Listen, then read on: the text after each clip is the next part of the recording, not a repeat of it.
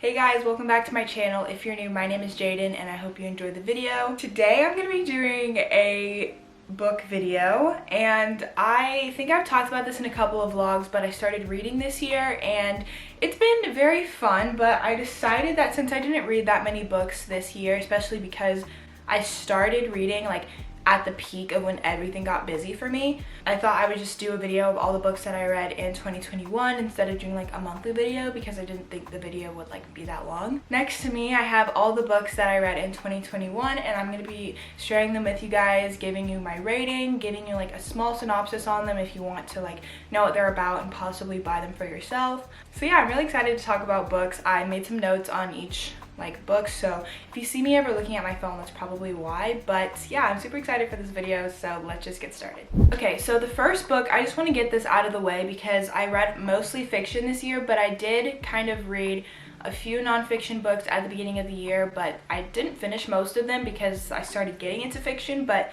the first book that I read this year was Atomic Habits by James Clear. Sorry if like my light is like reflecting on it, but this is a self-development book and it basically just talks about like kind of the science almost behind, or like the psychology behind habits, how they form, how they're broken. And it also gives you steps on how to make habits last and stuff like that. So that's a short little synopsis on it. I'm not going to give a rating on this book, but it's a good self-development book and it's really popular, so if you want to like start getting into that, I would recommend this book. Okay, so now moving on to all the fiction books. The first fiction book that I read this year was One of Us is Lying by Karen and McManus. This book is about 5 teens and they basically, oh, it's YA by the way, it's like a YA mystery, murder mystery. And so there's 5 students and they all get put in detention, and one of them, his name is Simon, and he runs like the school's gossip page, and he like suddenly and suspiciously dies in detention. And so basically the cops and like everyone is trying to figure out how he died and if he was murdered, and the other 4 like main characters are the main suspects because obviously he died while he was with them. And so it's basically just about all of that. I think this book was really good. It has a little bit of romance in it. The ending was kind of crazy. I suspected like half of the ending, but the other half was really good. So I rated this book 3.5 out of 5 stars. I think just compared to the other kind of mystery books that I read and that I've heard of, especially because this is a YA mystery,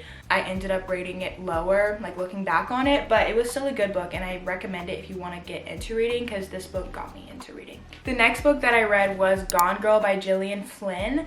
And this is a longer book. It's like 400 and something pages, but this book was really, really good. I really enjoyed it. This book is based on a couple, and the wife, Amy, she goes missing on their 5-year like wedding anniversary, and that's obviously really strange. They didn't have the most perfect marriage, like just like a lot of other couples, but their marriage was not perfect, and so the husband is like the main suspect because that happens a lot, you know, that's common for the husband to have done something. So everyone is like suspecting Nick and he's trying to prove his innocence the whole time throughout the book.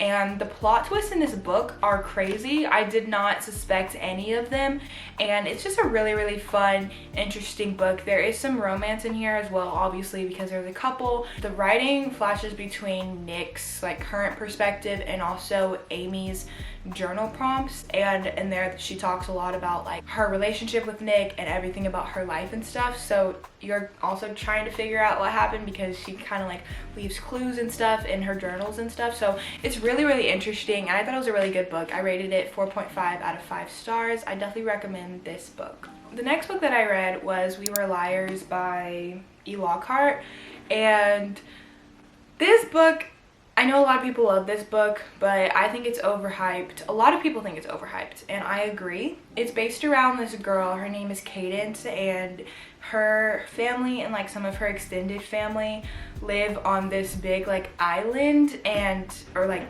they own this huge plot of land, and they go and live on it every single summer. And Cadence was in a bad accident, and so she lost a lot of her memory. She's trying to figure out what happened to her and like what was the accident and why it happened and everything like that. And so as she's trying to figure that out, lots of secrets and drama and stuff unfold. This book was a good book. The plot twist confused confused me a lot. So I think that's why I didn't really like this book, is because I wasn't like shocked at the plot twist, because I did not understand what was happening. Like, I didn't really have any clarity or closure at the end. So I didn't really love the ending of the book. I think if I understood what was happening, I would have rated it a little bit higher, but it took me weeks to figure out. Like, I had to Google it.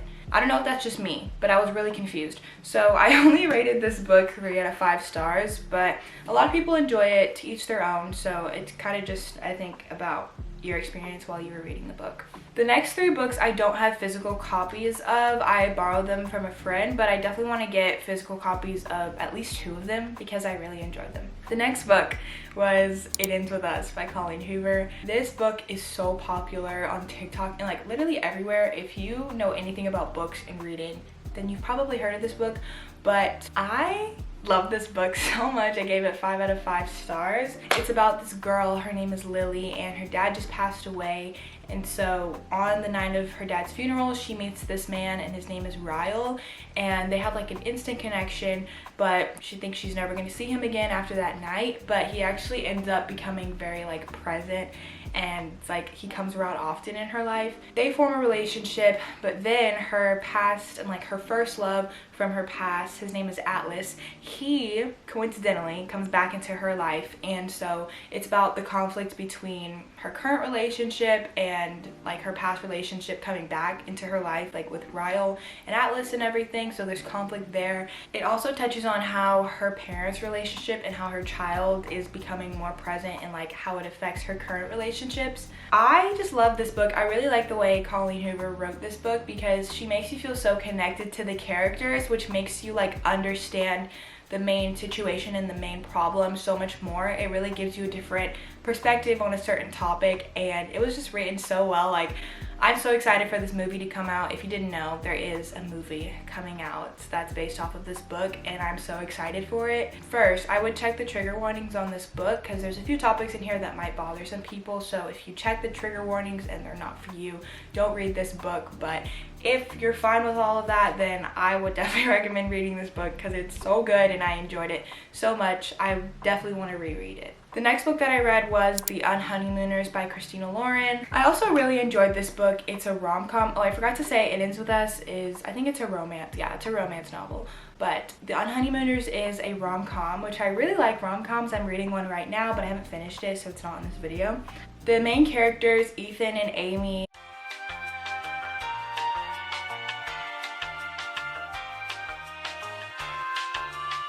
their siblings are getting married, and so her sister and his brother are getting married to each other, but Ethan and Amy really despise each other. And so at the wedding, the sister and the brother, the couple that's getting married, them and everybody at the wedding gets food poisoning, and they have a honeymoon to go to, but they can't go obviously because they're all really sick. So Ethan and Amy take the opportunity to go on the honeymoon with each other. So for a couple different reasons on the honeymoon, they fake date. So there's a fake dating trope, but I thought the way it was written was really, really good. And I liked the build up and like the tension and everything. And again, the fake dating, it's one of my favorite tropes. I didn't love the last like 100 pages of this book. I won't tell you why because I feel like that might spoil it, but the very, very end and like the epilogue and stuff was really good and really cute. So I gave this book 4 out of 5 stars. The last book that I don't have with me is Ugly Love by Colleen Hoover. I'm about to get flamed. I didn't like this book that much. This book is based on a girl and her name is Tate, and she has to move in with her brother for like a new job or something, I think. And so she very quickly meets his neighbor and like his best friend, so it's a brother's best friend trope. They start to build a connection with each other and like a physical attraction. And so Miles is not in a position to be in a relationship. Something really traumatic that happened in his past is like causing him to not ever want to be in a relationship or ever fall in love ever again.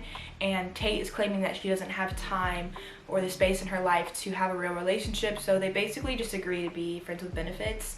Obviously that's not very ideal for them, and so a lot of issues and drama and just like a lot of stuff happens because of that agreement that they made. And so I think this book was good. I kind of predicted the plot twist a little bit. I mean, honestly, that might be because I overthink everything instead of just enjoying the book as I read it. I also don't really love spicy books. Like it's a pretty spicy book. I prefer when there's like build up and chemistry and like romantic stuff happening before they get together instead of kind of the other way around. So that's one reason I didn't really enjoy this book. That's just like a personal preference. But other than that, the ending was really satisfying. It was really cute. So I did like the ending. So I gave this book 3.5 out of 5 stars, but this was definitely not one of my favorite books, and that's just my own personal opinion.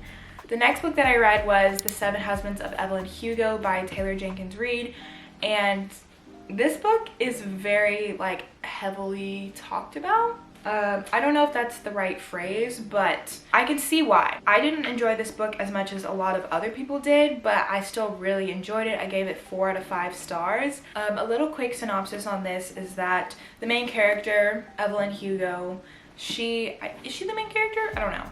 But one of the main characters, Evelyn Hugo, she is a very iconic, like famous Hollywood actress, and so she had 7 husbands, and she's getting older, and she decided that she wants to pick someone to go ahead and write her biography. She picks Monique, which is I think the main character in this book. Some of it's told from her point of view and other parts are told from Evelyn's point of view, but she picks Monique, a very she's not very famous writer, but Evelyn for some reason picks Monique to write her biography.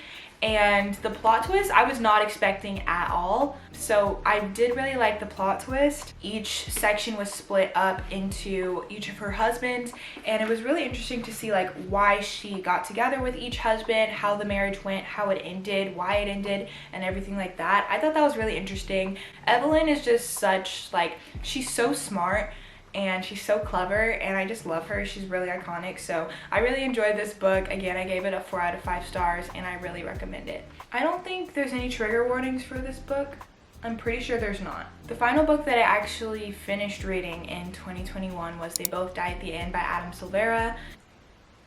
I almost did not finish this book, but then I read the last 200 pages basically in one day, almost in one sitting. This book talks a lot about death, so if you're scared of death or like the idea of death, don't read this book. But it's called They Both Die at the End, so that's kind of predictable. So if you don't want to read about that, or like you don't like thinking about death or the day you die, stuff like that, don't read this book. But basically this book follows Rufus and not Marcus, what is his name? Mateo. There's this thing called Death Cast, and basically they call you the day of your death day, your end day. They basically call you and tell you that you're gonna die. People who are going to die that day, they're called Deckers.